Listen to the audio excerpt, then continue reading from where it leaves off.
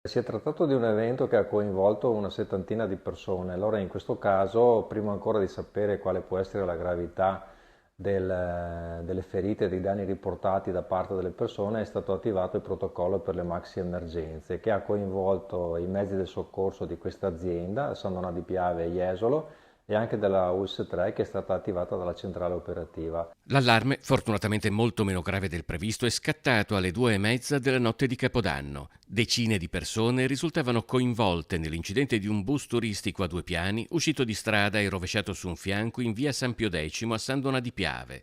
A bordo 79 turisti bosniaci di rientro a Trieste dopo aver assistito ad uno spettacolo di fuochi d'artificio per salutare l'arrivo del nuovo anno a Punta Sabbioni. Fortunatamente nessun ferito grave, solo una decina di feriti leggeri. Sono stati tutti portati al Jesolo, all'ospedale di Jesolo, al punto di primo intervento, e lì sono rimasti ricevendo ovviamente le prime cure fino all'inizio mattinata, quando poi